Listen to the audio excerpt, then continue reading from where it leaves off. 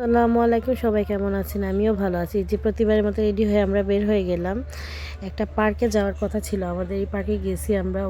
যাওয়ার পর যে ওয়াসির আর আমি চারদিক দিয়ে দেখতেছিলাম। ওর আব্বু তো অনেকবার আসছে, এর জন্য ওর আব্বু তো আর নতুন করে দেখার কিছুই নেই, আর আমরা তো ফার্স্ট টাইম এর জন্য দেখতেছিলাম চারদিকে। আর ব্রাজিলের বললাম না, এগুলা পার্কে আর ঢুকতে আসলে টাকা লাগে না, ফ্রিতে অনেকগুলা পার্ক আছে। এগুলো রকম 4-5টা বললেন, অনেক পার্ক আছে আসলে, বলে শেষ করার মতো না।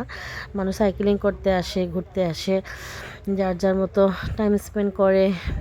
কেউ সাইকেলিং করে, কেউ পিকনিক করে।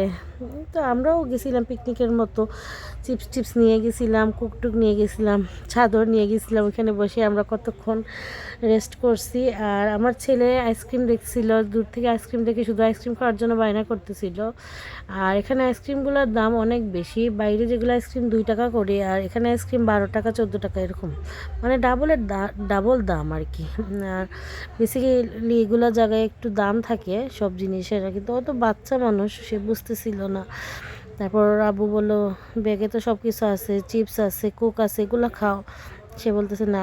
পরে ওকে বললাম আচ্ছা তোমাকে বাইরে গিয়ে খাওয়াবো বলে, পরে সে একটু ঠান্ডা হয়েছে। পরে আমরা একটা ঝিলের পাড়ে আসছি। এখানে অনেক লোক ছিল, চারদিকে আমি ভিডিও করিনি, কারণ সবাই প্রাইভেটভাবে অনেকভাবে শুয়েছিল, এর জন্য আমি ভিডিওটা করি নেই। আমি আমাকে ভিডিও করতেছিলাম। পরে বললাম চলো চলে যাই, আর ভালো লাগতেছে না দুপুরবেলা।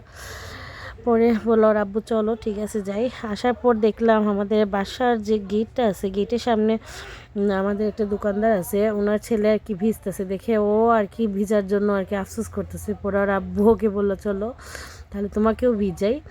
ভিজায় বলা সে ভিজতেছে, ইচ্ছা মতো ভিজতেছে ভিজতেছে, পুরো আধা ঘন্টা 1 ঘন্টা ভিজতেছে। বললাম চলো আব্বু এখন চলো। ও বলে না আম্মু আরও ভিজবো আরও ভিজবো। ও আর কি কোনো ভিজার সুযোগ পেলেই হয়েছে, মানে এটা ছাড় দিবে না। ভালো থাকবেন, আমার জন্য দোয়া করবেন। আল্লাহ হাফেজ।